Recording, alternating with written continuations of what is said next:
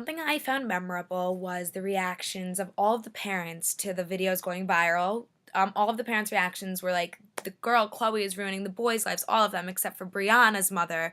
And it was interesting because Brianna was the only kid who was adamant about not calling it rape when all the kids were like, oh, they raped her, whatever. She was like, it is not rape, it is not rape. And I think that's because she has morals from her mother. She knows that rape is wrong, but she wants to be in with the popular kids, so if it was rape, it was wrong, so she doesn't want it to be rape, so it wasn't wrong.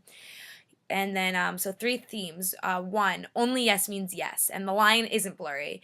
It doesn't matter that Chloe was dressed promiscuously. All the girls said they thought she was dressed slutty and she was asking for it, or she was drunk, so she was asking for it, or she was flirting with the boys, so she was asking for it. No, none of that is true. If she does not say yes, it is not yes.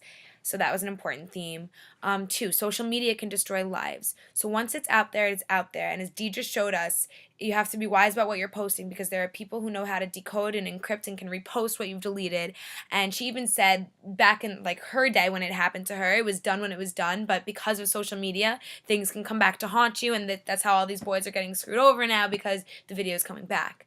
So social media, yeah. And then number three, the popular kids aren't always right. So what's cool isn't always right. The football players are the best, but that doesn't excuse them. They're not above the law. And even though the girls in their high school don't want to like believe that they did anything wrong, they kind of are backing them up the whole time. They were wrong. It doesn't matter that they are like the coolest, whatever. Like they were wrong, and they're gonna get screwed for it. So the differences with Intimate Apparel. One, Intimate Apparel had a progressive storyline, so events like unfolded sequentially, and Good Kids had a lot of flashbacks, and things were happening, and then flashbacks were happening to explain and stuff like that. It was kind of like an emotional roller coaster for the audience. Two, Intimate Apparel had actors talking to each other or reading each other's letters, and it was like all between one another.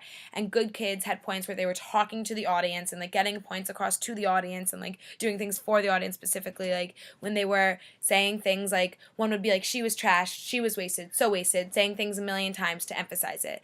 And then three, Intimate Apparel had one storyline. So Good Kids had the storyline of the party, which was one thing. What happened at the party was separate. And then they had the storyline of the narrative, which was kind of two different things. And Intimate Apparel kind of had that one A to B to C to D thing. So that made it interesting for Good Kids because it was really intense. Like when Chloe called out to everybody else during the narrative, like, you don't think it could have happened to you just because you were dressed in a certain way, which emphasizes what I was saying before.